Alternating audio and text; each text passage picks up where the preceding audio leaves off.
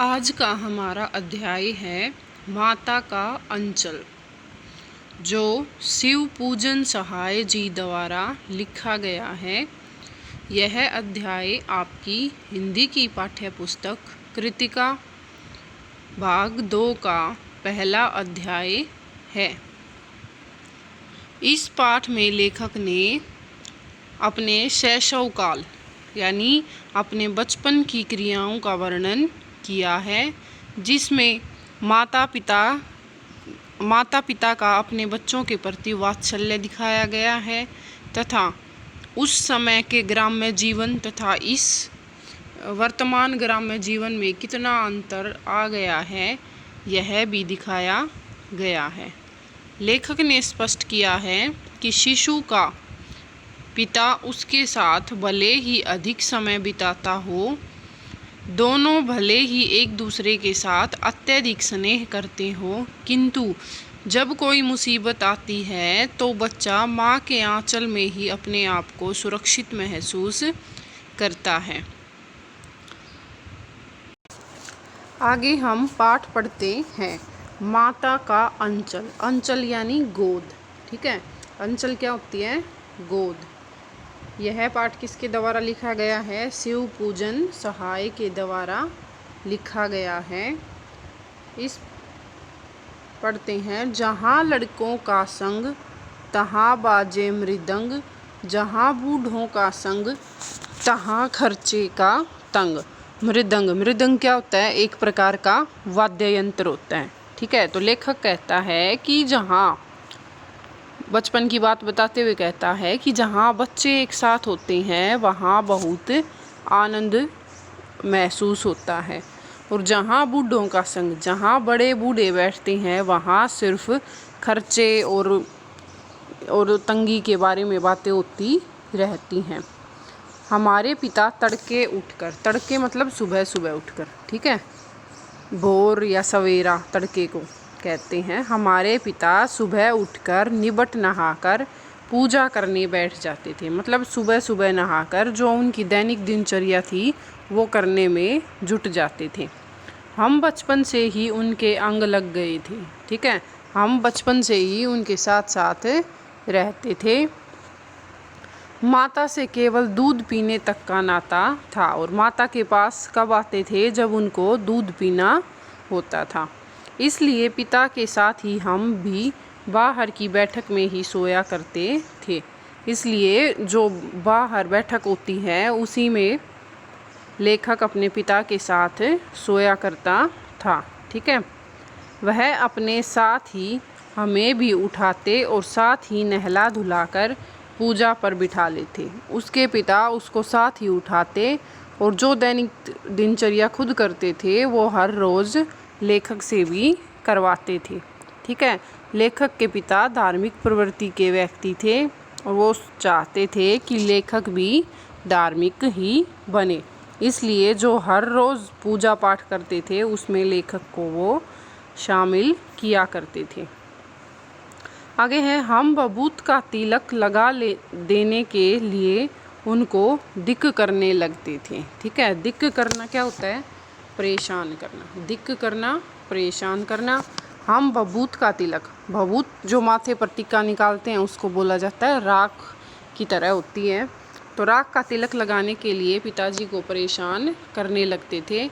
कुछ हंसकर, कुछ झुंझलाकर और कुछ डांटकर वह हमारे चौड़े लीलार में त्रिपुंड कर देते थे।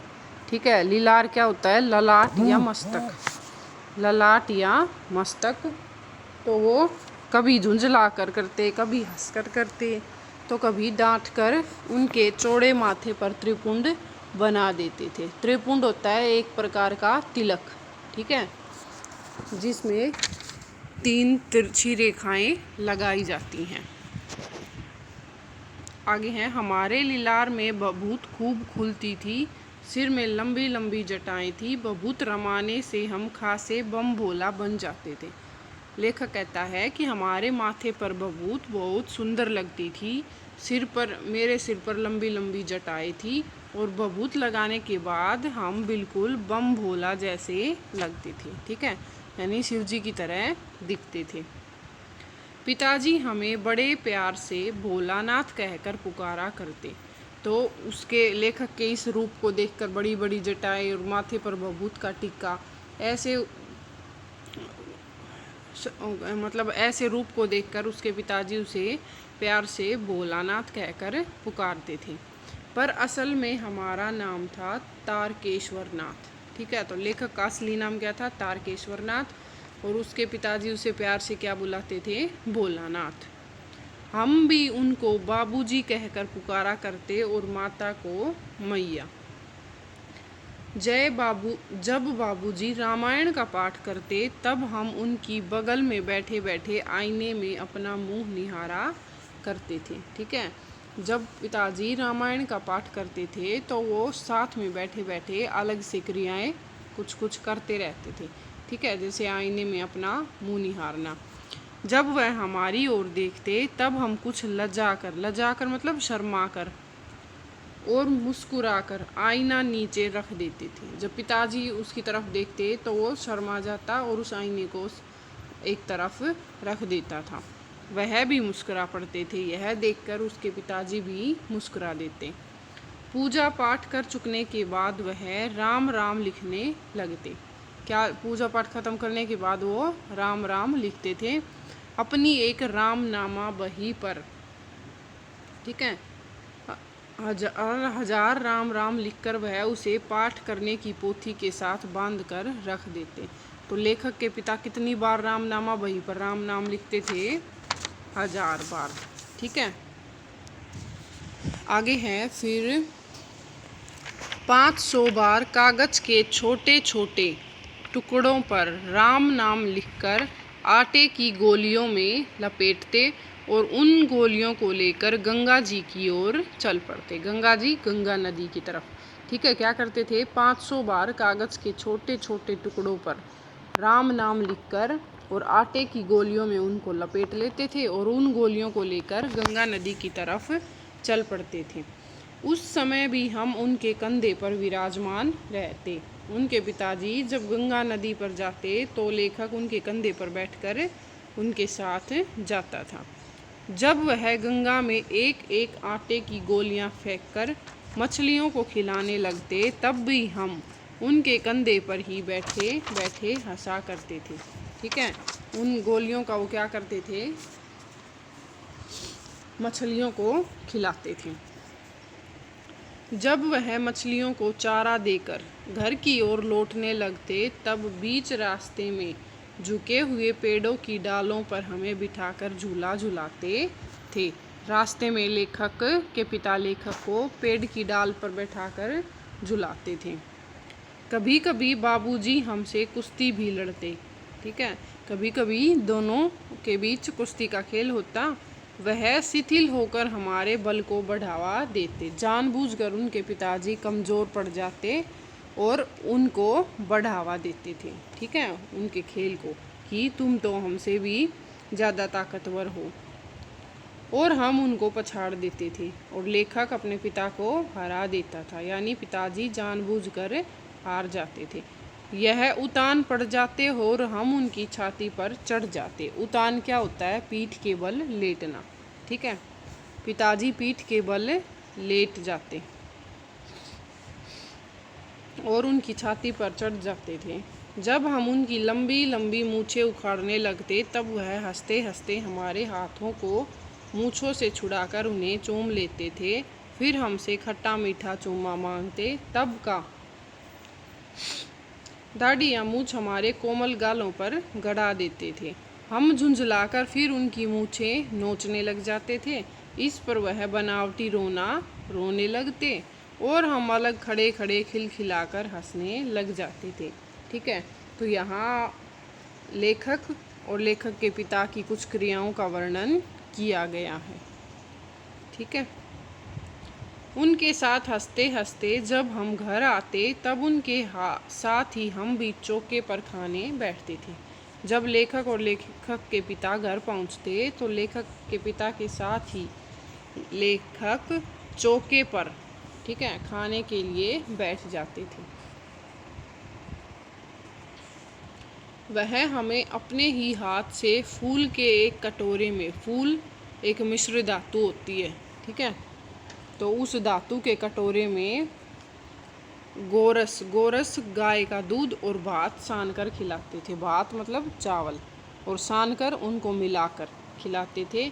जब हम खाकर अफर जाते, अफर जाना मतलब पेट भर जाना, जब उनका पेट भर जाता था तब मैया थोड़ा और खिलाने के लिए हट करती, तब उसकी माँ और खिलाने के लिए जिद करती। हट क्या होता है? जिद करना, ठीक है। जब तक माँ बेटे को अपने हाथों से खिला नहीं लेती तब तक उसको शांति नहीं मिलती।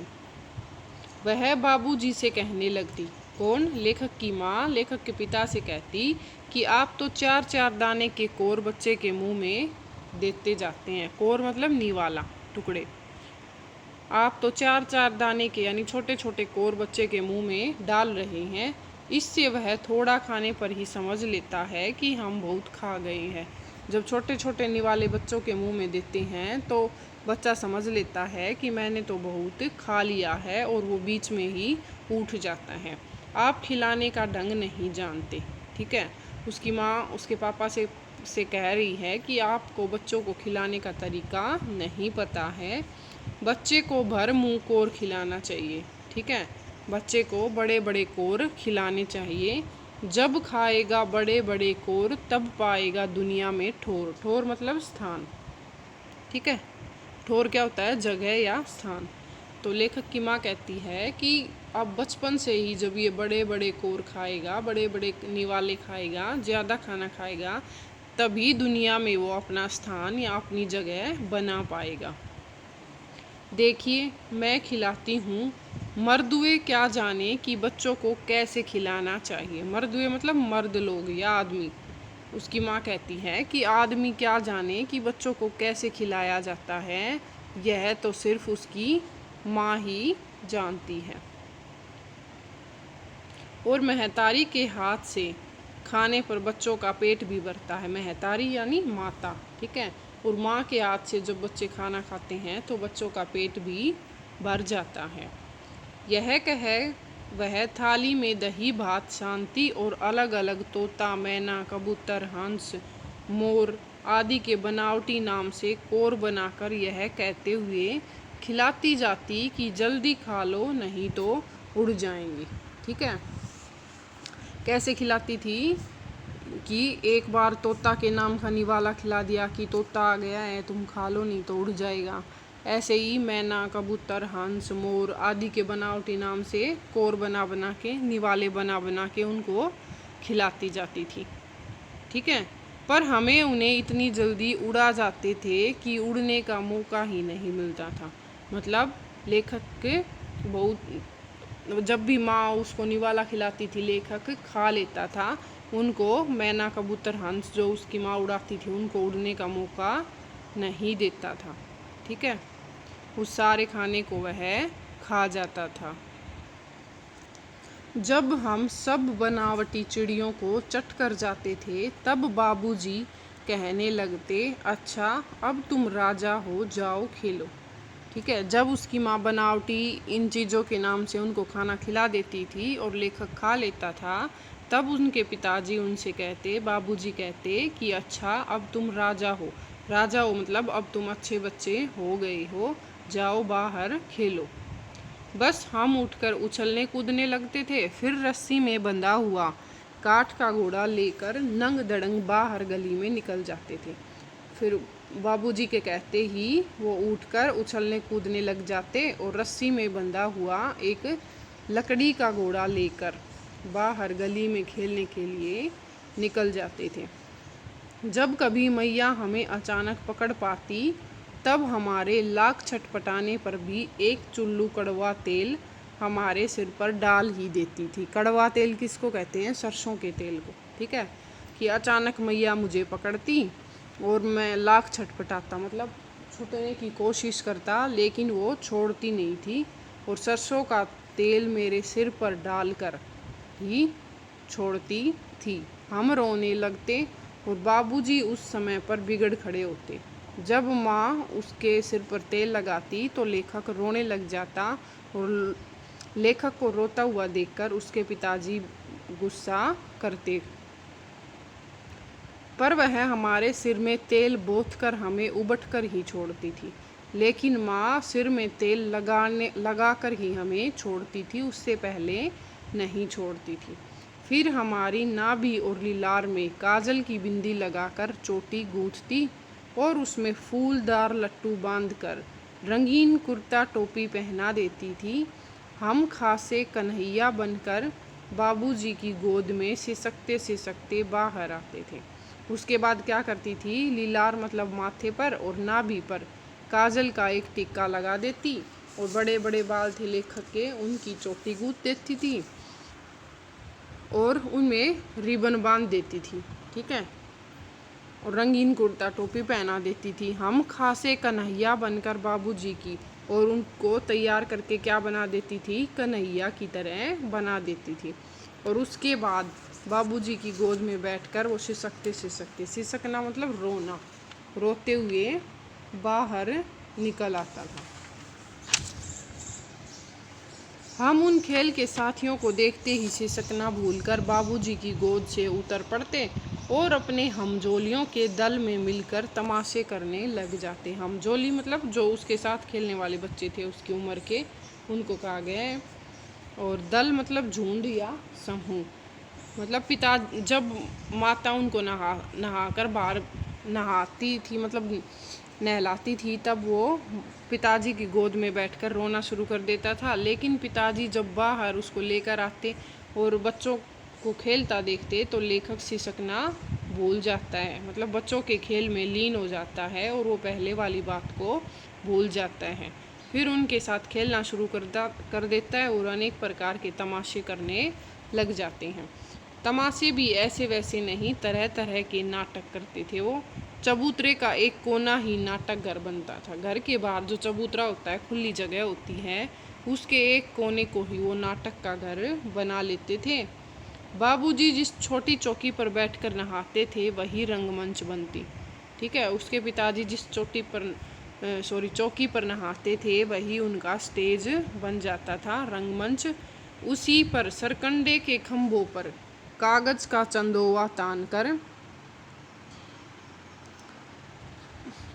चंदोवा तानकर मिठाइयों की दुकान लगाई जाती थी, ठीक है।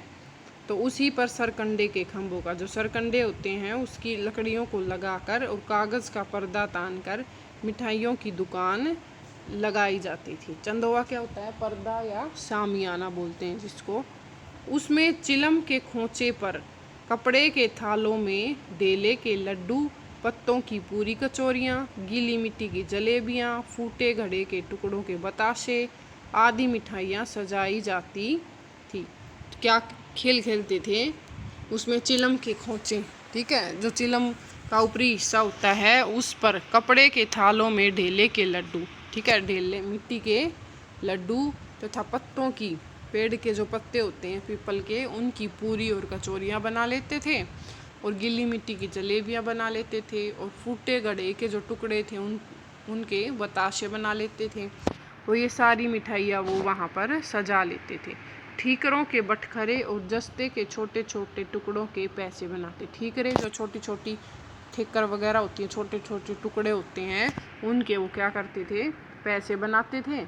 हम ही लोग खरीदार और हम ही लोग दुकानदार, बच्चे ही खरीद लेते थे और बच्चे ही दुकानदार बन जाते थे। बाबूजी भी 2-4 गोरखपुरी पैसे खरीद ही लेते थे। खेल खेल में उनके बाबूजी भी उनसे कुछ पैसे ले लेते थे। थोड़ी देर में मिठाई की दुकान बढ़ाकर हम लोग घरौंदा बनाते थे। थोड़ी दुकान बढ़ाना मतलब दुकान को बंद करना। थोड़ी देर बाद मिठाई की दुकान को बंद कर देते और एक घरौंदा बनाने लग जाते थे, ठीक है। बच्चों का स्वभाव होता है बार बार नए नए खेल खेलना। धूल की मेड़ दीवार बनती और तिनकों का छप्पर, ठीक है। रेत से वो मिट्टी से दीवार बना लेते और जो तिनके वगैरह होते थे उनसे छप्पर बना देते। दातुन के खंबे, ठीक है, जो दातुन होती है नीम वगैरह की, उसके खंबे गाड़ लेते। दियासलाई की पेटियों के किवाड़, तो जो दियासलाई की पेटियाँ थी उनके दरवाजे बना लेते, दरवाजे यानी किवाड़।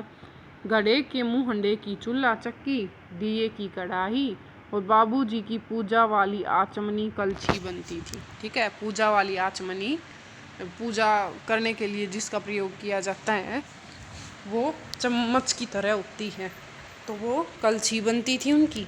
पानी के घी, जो पानी को घी बना लेते, धूल के पिसान और बालू की चीनी से हम लोग जोनार तैयार करते थे। जोनार मतलब भोज या दावत, खाना तैयार करते थे।